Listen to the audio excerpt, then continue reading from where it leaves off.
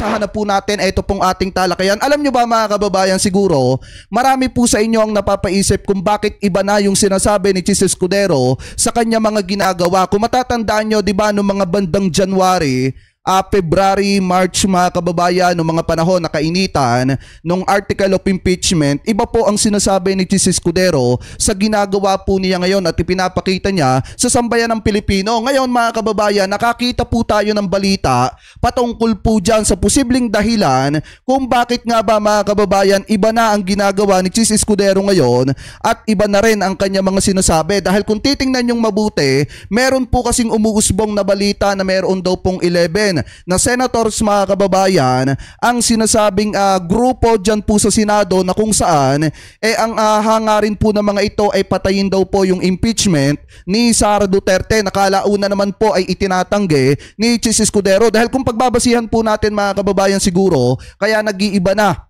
ang sinasabi ni Chis Escudero ngayon dahil natatakot po siya na mapalitan bilang Senate President. Yan po mga kababayan ang isa po sa nakikita natin. At pangalawa naman, baka natatakot na siya sa mga Duterte dahil pagdating ng 2028 mga kababayan at kinailangan niyang tumakbo baka matalo na rin po siya. Kasi nga mga kababayan, nag-iiba na yung ginagawa ngayon ni Chis Escudero at marami sa mga Marcos loyalists ang nadidismaya sa ginagawa po niya, lalo na kung paano nila i-delay mga kababayan yung impeachment nitong si Sara Duterte. So ngayon, pakinggan po natin itong nakita po nating balita galing po sa Billionario News Channel na kung saan sabi po dito, Escudero 11. Sinabing grupo para patayin ng impeachment ni VP Sara itinanggi ng SP Chis. So ito ay play po natin. May bago umanong grupong namumuo sa Senado, ang tinatawag na Escudero 11. Ang kanila raw pakay, kill the VP Sara impeachment.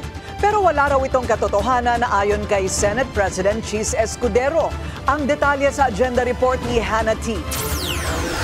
Kasi sa totoo lang mga kababayan, nanganganib ngayon etong si Chis Escudero. Pwede na mapalitan po siya mga kababayan sa kanyang pagiging Senate President. At yan yung nakikita nating dahilan kung bakit nga ba nag-iiba na yung takbo ng mga sinasabit ginagawa ngayon ni Escudero. Dahil kung ako ang tatanungin nyo mga kababayan, in my personal opinion, dapat ang pinapakinggan nila ang mamamayang Pilipino. Hindi po yung mga senador na naandyan dyan sa Senado. Alam nyo ba sa totoo lang, marami sa mga kababayang Pilipino po natin ang nadidismaya ngayon sa Senado, lalo na po kay SP Chis Escudero dahil iba na nga po ang ginagawa niya at iba na rin po ang kanya mga sinasabi. Lalo na kung matatandaan nyo kung paano niya talikuran etong si Senator Risa Hontiveros habang nagsasalita. Ano po, dahil kung titingnan nyo, hindi po gawain ng matinong Senate President yung tatalikod ka sa colleagues mo habang nagsasalita at ipinapaliwanag yung kahalagahan ng impeachment trial. Kung titingnan po natin mga kababayan, buti pa nga itong si Cayetano. Kahit maka-Duterte ito, ang sinasabi ni Cayetano, kailangan sundin yung sinasabi ng konstitusyon. Kailangang umusad yung impeachment itong si Sara Duterte, kailangan magkaroon ng trial at kailangan gampanan ng mga senador ang kanilang mandato bilang senador ng mamamayang Pilipino. Anyway, ipagpatuloy pa natin. Porsigido umano si Senate President Chis Escudero na patayin na ang impeachment trial ni VP Sara. Diba? Ito raw ang endgame ni Escudero para makuha ang suporta ng Duterte Bloc at manatiling Senate President sa 20th Congress. Ito rin daw ang dahilan kung bakit naurong ang pagbasa ng Articles of Impeachment laban kay VP Sara. Itinanggi naman ito ni Escudero. I don't see the connection whatsoever. No.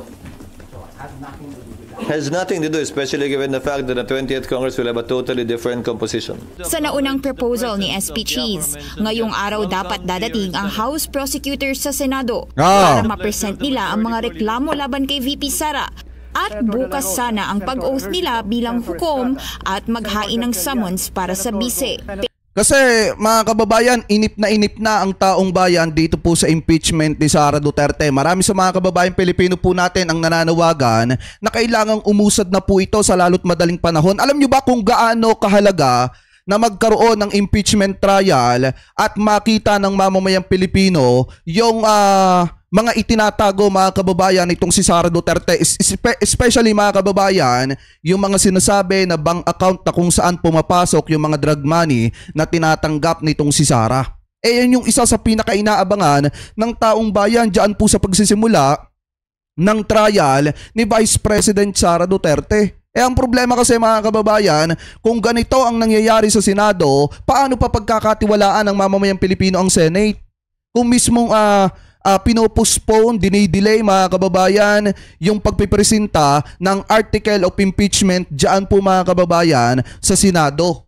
Kung ganito na yung sinasabi ni Senate President Chis Escudero, kung mamamayang Pilipino lang ang magpapasya kung karapat dapat ka ba bilang Senate President, baka marami sa taong bayan na magsabi na tanggalin ka na bilang Senate President diyan po sa Senado. Kasi nga mga kababayan, ang kailangan nating Senate President ay yung ipinapakita yung pagiging independent at hindi natatakot na mawala bilang Senate President mga kababayan. Dapat ang isang Senate President handang gampanan yung kanyang mandato bilang Senate President at hindi natatakot na magkaroon ng rigudon para palitan siya. Dapat ipinapakita niya sa taong bayan na yung interest po niya ay para sa mamamayan at hindi para sa mga Duterte or hindi para sa kanyang pangsariling interes, sa kanyang ambisyon na manatiling Senate President sa 20th Congress. Ano po ngayon, ipagpatuloy pa natin. Pero inusog ang mga ito sa June 11, isa sa mga rason ng pagbigay daan sa pagpasa ng 12 priority bills bago ang Senate adjournment sa June 14. Pero nag-react ang ilang kritiko at sinabing baka paraan lang ito para sa self-interest ni Escudero bilang SP at tuluyan ng itigil ang impeachment trial. Diba? Sa gitna ng pagkakabinbin, lumitaw sa isang Politico report na 10 senador ang sinasabing sumusuporta sa planong ilibing ang impeachment. Kabilang dito ang Duterte allies na sina Senador Bongo at Bato de la Rosa at ilang kasama pa dito si Senator JB Ejercito. Kaya yung mga kababayang Pilipino natin, sinasabi ko nga po sa inyo noon pa man na bumoto kayo ng senador na may malasakit sa taong bayan, hindi yung mga senador na kakampi ng mga Duterte at handang pagtakpan itong si Sara Duterte sa kanyang pananagutan. Ngayon mga kababayan, yung mga matitigas ang ulo dyan na nagtiwala pa rin kay Senator Amy Marcos, dito kina Bato, kina Bongo, talagang kawawa kayo. Bakit hindi may papakita sa mamamayang Pilipino na kayang papanagutin yung mga politiko na may pananagutan, lalo na pagdating sa pandarambong at pagnanakaw ng pera ng taong bayan? Nakakalungkot lang isipin na may mga ganitong grupo na namumuo na gustong isawalang bahala or gustong mawala ng saysay yung impeachment mga kababayan ni Sara Duterte. Napakalaking panghihinayang kung hindi matutuloy yung impeachment trial nitong si Sara. Bakit mga kababayan? Dahil ang inaabangan nga dito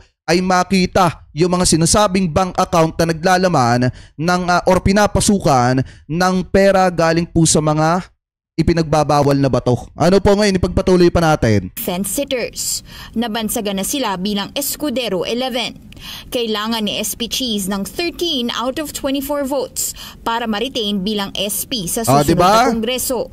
Sinusubukan pa ng bilyonaryo ni kung yung 11 mga kababayan makukuha ni Cheese Escudero, tapos madadagdagan na lang ng mga ilang boto pa or ilang senador pa na magtitiwala pa ulit sa kanya, o di siya ulit ang Senate President sa 20th Congress. Kaya kung mapapansin ninyo mga kababayan, gano'n na lamang po yung pag-iba ng mga sinasabi at linyahan ngayon ni Cheese Escudero. Tapos gano'n na lamang po yung mga ginagawa niya doon po sa article of impeachment, kung paano nila i-delay, kung paano nila i-postpone mga kababayan yung pagbabasa ng article of impeachment diyan po sa Senado. So siguro ang pinoprotektahan dito ni Senate President Cheese Escudero yung kanyang sarili kasi nga natatakot siya siguro na mawala sa pagiging Senate President at mapalitan siya. News channel kuna ng pahayag ang mga senador, pero giit ni SP Cheese, wala namang nawala sa delay na ito.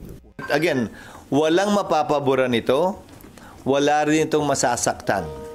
Dahil ang pinaka-pwede lang naming magawa mula't mula ay mag-issue ng summons.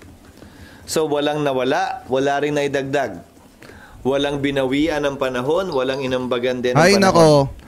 Hindi rin daw utos ng Pangulo ang pag-usog ng timeline at maigi raw na unahin muna ang mga makabuluhang panukala. Siguro naman kapag papapiliin tayo sa pagitan ng dalawang pwede nating gawin o dalawang kaling tatahakin natin, doon ka sa mas may magagawa para sa ating mga kababayan. Napagdesisyonan ito ni SP last week matapos ang isang LEDAC meeting kasamang Pangulo. Sisikapin ng Senadong maipasa ang 12 bills bago mag-break. Kabilang dyan ang isang panukalang pagbawalan na ang pogo sa Pinas. Hanggang Sam ang binilang ko over the weekend. Pipilitin namin yung nananatiling 3. Pero kahit may June 11 proposed date na, hindi guaranteed na tuloy ito. Alam nyo, sa totoo lang mga kababayan, kapag ka yung June 11 ay hindi na naman natuloy, asahan nyo na mga kababayan na ito pong impeachment trial ni Sara Duterte mukhang malabo na. Ano po, baka malabo na ang pupuntahan nito mga kababayan kung hindi pa matuloy ito sa June 11. Kasi kung iisipin po natin, dinidelay nila ng dinidelay hanggang sa mawala sa isipan ng taong bayan yung issue ng impeachment nitong si Sara Duterte. Lagi nyong isipin mga kababayan na kaya dapat mangyari ito dahil ito ang isang magpapakita at magpapatunay sa taong bayan na kahit ikaw ay politiko na makapangyarihan or pangalawang pangulo ka pa ng Republika ng Pilipinas, pag may ginawa kang pandarambong sa pera ng mamamayang Pilipino ay mapapapanagot ka. Kailangan mong panagutan, kailangan mong pagbayaran. Pero dahil nga sa ginagawa ng mga kaalyado ni Sara Duterte at sa pag-iba-iba ng sinasabi ni Senate President Chis Escudero, mukha at ang palabuna ng palabo na mangyari na mapapanagot mga kababayan at maipakita sa taong bayan ang katotohanan sa likod ng confidential funds na tinamasa at hindi maipaliwanag ni Sara Duterte. Ano po ngayon, ipagpatuloy pa natin. Sa huli, ang plenaryo kasi ang magdedesisyon tungkol dito. Kung may magmosyon na ipahinto ito, idadaan ito ng Senado sa pagboto sang-ayon sa Senate rules. Yan. Sa dulo, ano man ang opinion nila, miyembro man sila ng Senado ngayon o hindi, ano man ang opinion ko bilang tagapangulo ng Senado, sa dulo, ang susundin naming lahat, ang desisyon ng plenaryo ng mas nakararami. At sa oras na magtapos ang 19th Congress, ang 20th na ang bahalang magdesisyon kung tuloy ang paglilitis. Kung di man nila ituloy, wala rin naman daw violation dahil may sariling kapangyarihan ng bawat kongreso na hindi pwedeng i-bound ng naunang termino. Diba? Hindi pa nga opisyal na nagsisimula ang impeachment trial. Tila nauudlot na ito. At sa gitna ng pagkabinbin, ang tanong ngayon, tutuloy pa ba ang presentation ng articles of impeachment sa huling araw ng sesyon o kailangan ng umpisahan muli pagpasok ng 20th Congress? Kasi mga kababayan, sa totoo lang, lagi ko naman po sinasabi sa inyo noong mga nagdaang January, February, March mga kababayan, lalo na nung April, nung kasagsagan ng issue ng impeachment, lagi ko naman po sinasabi sa inyo na ang pananaw ko dito ay parang isang kaso lang din ito mga kababayan na kahit magpalit ng mga judges, tuloy pa rin yung pag-usad ng kaso. Pakitama na lamang po ko kung ako po ay mali. Ngayon, ang sinasabi na or mga linyahan na ng mga senador mga kababayan at ng mga senador na natalo, hindi na daw po pwedeng tumawid sa 20th Congress yung issue ng impeachment trial or impeachment nitong si Sara Duterte. Katulad na lamang mga kababayan, nitong sinasabi ni Tolentino. Kasi nagulat ako sa mga sinabi ni Tolentino na sinasabi niya na eto daw pong impeachment ni Sara Duterte mga kababayan ay hindi na pwedeng tumawid sa 20th Congress. Buti na lang talaga hindi ka nanalo, Senator Tolentino, dahil kung nanalo ka, malamang sa alamang baka isa ka rin sa nagpoprotekta di umano para hindi ma-impeach etong si Sara. Ano po, at para hindi niya mapapanagutan yung kanya mga dapat panagutan. So eto, pakinggan po natin etong nakita nating balita galing sa UNTV. Sabi po dito, impeachment kay BP Sara functionally dismissed. Ayon daw po mga kababayan kay Senator Tolentino, buti na lang hindi ka talaga nanalo. Exclusive sa Kongreso ang jurisdiction sa impeachment complaint na kanilang natanggap. Ito ang binigyan diin ni Senate Majority Leader Francis Tolentino sa pagbabalik sesyon ng Senado kahapon. Kasabay ito ng anunsyo ng mambabatas na higit 100 araw na ang lumipas mula nang matanggap ng Senado ang articles of impeachment laban kay Vice President Sara Duterte. Ngunit ani Tolentino, ang paglilitis na dapat ay agad na sinimulan alinsunod sa mandato ng konstitusyon ay sisimulan pa lamang sa June 11 na halos kasabay na ng pagtatapos ng 19. Ay, shoutout kay Kuya Ripeño ka at saka kay RR Walk and Vlog. Mega love shoutout po. Thank you po sa panonood. Congress. If we cannot conclude the trial before June 30, 2025, we must recognize this impeachment case is functionally dismissed by constitutional operation and no action can be taken by the 20th Congress on the matter for lack of constitutional authority. Mr. President, kahit anong pilit, hindi kita nyo mga kababayan, habang nagsasalita si Tolentino dito, napapatingin. Ito pong si Senator Coco Pimentel. Kasi nga naman mga kababayan, noong nangangandidato etong si Tolentino, medyo maingat siya sa issue ng impeachment nitong si Sara Duterte. At ngayon mga kababayan, nung natalo siya, ganito na po yung sinasabi niya. Alam niyo ba, sa totoo lang, ito kinampanya ko to sa inyo dahil nga katikit po ito ni PBBM. Pero buti na lang talaga mga kababayan, hindi po siya nanalo. Dahil kung nanalo po siya mga kababayan, alam na this. Tatawid, lalo na kung lalabag sa saligang batas. Hindi sumang-ayon dito si Senate Minority Leader Aquilino Coco Pimentel III diba? at giniit na maaaring ituloy ang impeachment sa 20th Congress.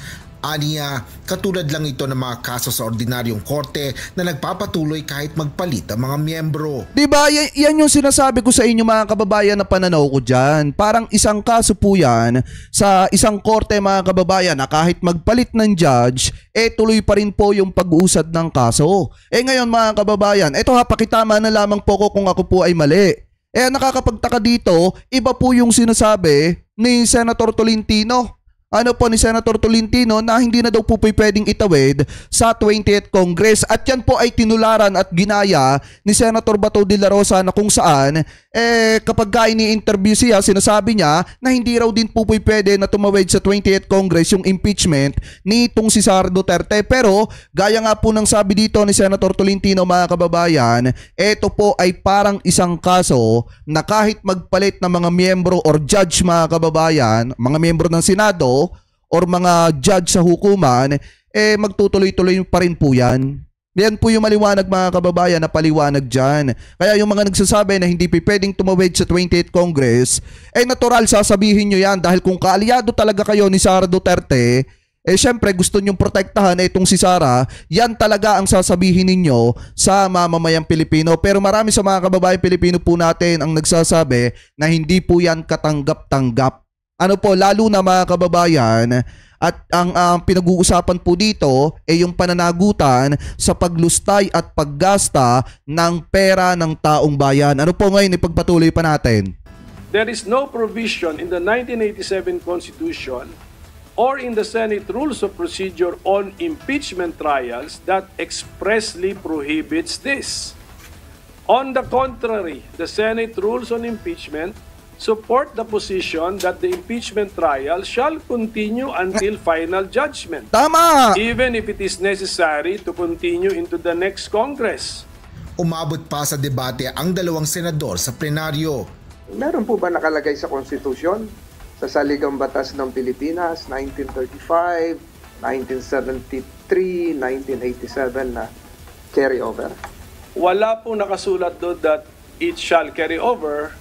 Pero binanggit ko sa aking manifestation, wala talaga rin nakasulat doon that it cannot cross over. Diba? Sinapalinan rin ni Senate Deputy Minority Leader Risa Ontiveros ang papapatuloy ng impeachment sa susunod na Kongreso.